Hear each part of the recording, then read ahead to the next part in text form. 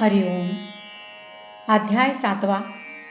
ओवी क्रमांक 53 ते 67. ये चैव सात्विका भावाः राजसास्तामसाश्च ये मत्त एवेति तान् विद्धि न त्वहं तेषु ते मयि. आणि सात्विक, राजस आणि तामस म्हणून जे पदार्थ आहेत ते सर्व माझ्यापासून उत्पन्न झालेले आहेत असं जाण. ते माझ्यामध्ये आहेत पण मी त्यांच्यामध्ये नाही. जे सात्विक हनभाव कारजतमादि सर्व ते मम रूप संभव ओळखतु.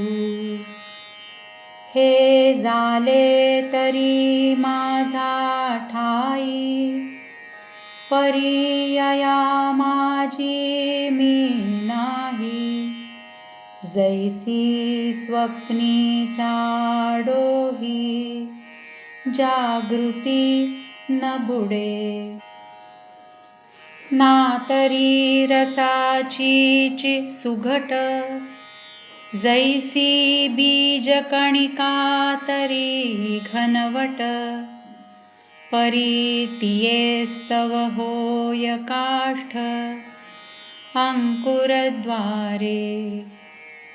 मग तया काष्ठाच्या ठाई सांगपा बीजपण असे काई.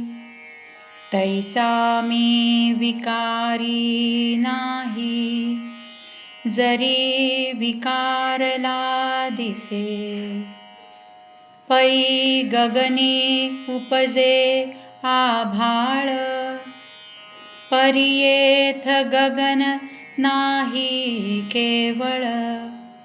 अथवा आभाळी होय सलिल तेथ अभ्र नाही.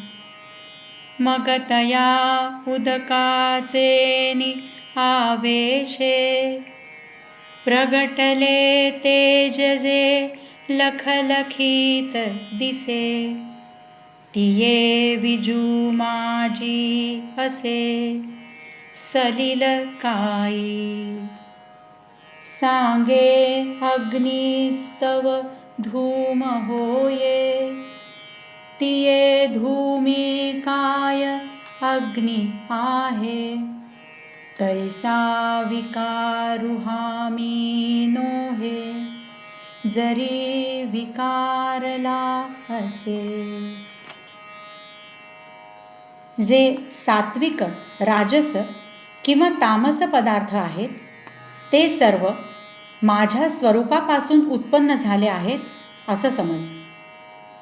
हे पदार्थ माझ्या ठिकाणी उत्पन्न झाले परंतु या पदार्थात मात्र मी नाही. ज्याप्रमाणे जागृतीपासून स्वप्न उत्पन्न झाले असले तरी स्वप्नातील डोहात जागृती बुडत नाही, म्हणजेच स्वप्नात जागृती नसते. अथवा ज्याप्रमाणे भरीव बी गोठलेला रसच असतो पण त्यापासून अंकुर उत्पन्न होऊन त्याचंच लाकूड बनतं, मग त्या लाकडाच्या ठिकाणी बी पण काही आहे का सांग. त्याप्रमाणे मी जरी विकारलेला दिसलो तरी मी त्या विकारात नाही. आकाशामध्ये ढग उत्पन्न होतात परंतु ढगात केवळ आकाश नसतं किंवा ढगात पाणी असतं पण पाण्यात ढग नसतात. मग त्या पाण्याच्या जोराने उत्पन्न झालेलं जे लखलखीत तेज दिसतं त्या विजेमध्ये पाणी आहे काय सांग. अग्नीपासून धूर तयार होतो पण त्या धुरात अग्नी आहे काय. त्याचप्रमाणे जरी विकार माझ्यापासून झाले तरी मी विकारी होत नाही. त्रिभिर्गुणमयैर्भावैः एभिः सर्वमिदं जगत् मोहितं नाभिजानाति मामेभ्यः परमव्ययम्. ह्या तीन म्हणजे सत्व, रज आणि तम गुणमय भावांनी म्हणजेच त्रिगुणात्मक मायेने मोह पाडलेलं हे सर्व जग ह्या गुणांहून वेगळ्या आणि विकाररहित अशा मला जाणत नाही. परी उदकी झाली बाबुळी ते उदकाते जैसी झाकोळी का वायाची आभाळी आकाश लोके. हा गा स्वप्न हे लटिके म्हणो ये परी निद्रावशे बाणले होये तव आठवू काय देत आहे आपण पेया. हे असो डोळ्यांचे डोळाची पडळ रचे तेणे देखणे पण डोळ्यांचे न गिळिजे काई.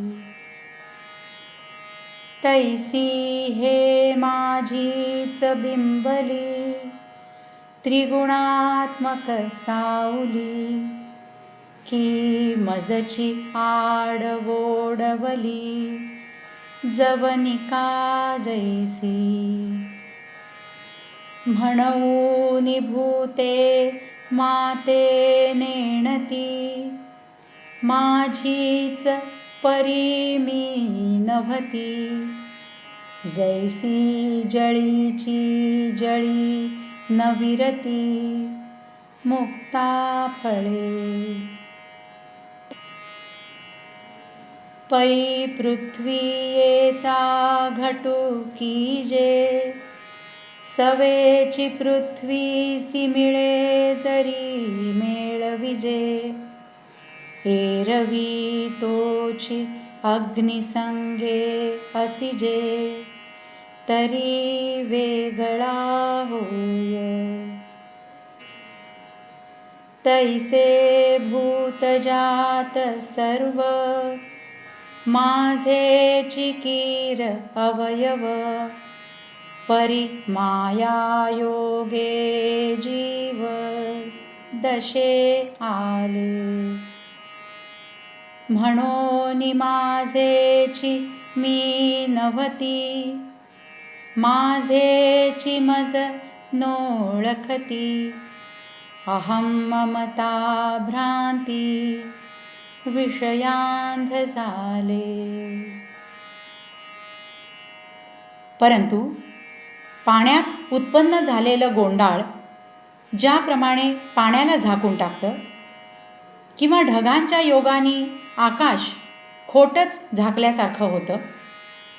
अरे अर्जुना, स्वप्न हे खोटं आहे असं म्हटलं तरी आपण निद्रेच्या अधीन झाल्यामुळे ते जेव्हा आपल्या अनुभवाला येतं त्यावेळी ते आपल्याला आठवण होऊ देतं का? हे वरील दृष्टांत राहू दे. डोळ्याचं पाणी डोळ्यात गोठून त्याचा पडदा डोळ्यावर येतो. तो पडदा डोळ्यांची दृष्टी नाहीशी करीत नाही का? त्याप्रमाणे त्रिगुणात्मक माया ही माझीच पडलेली छाया आहे. ती जणू काही पडद्याप्रमाणे माझ्या आड आली आहे. मला तिने झाकलं आहे. म्हणून प्राणी मला जाणत नाहीत. ते माझेच आहेत पण मद्रूप होत नाहीत. ज्याप्रमाणे मोती पाण्याचेच होतात पण पाण्यात विरघळत नाहीत. जसं मातीचं मडकं करावं आणि ते केल्याबरोबर कच्च्या स्थितीत मातीशी मिळवलं तर मातीत मिळून जातं. पण ते मडकं भाजलं असता ते मातीशी न मिळता खापर रूपाने वेगळं राहतं. त्याचप्रमाणे सर्व प्राणी मात्र हे खरोखर माझेच अवयव आहेत पण मायेच्या योगाने ते जीवदशेला आले आहेत. म्हणून ते प्राणी माझेच असून मी नाहीत, माझेच असून मला ते ओळखत नाहीत. कारण मी आणि माझं पण या भ्रांतीने ते विषयांत झाले आहेत. हरिओम.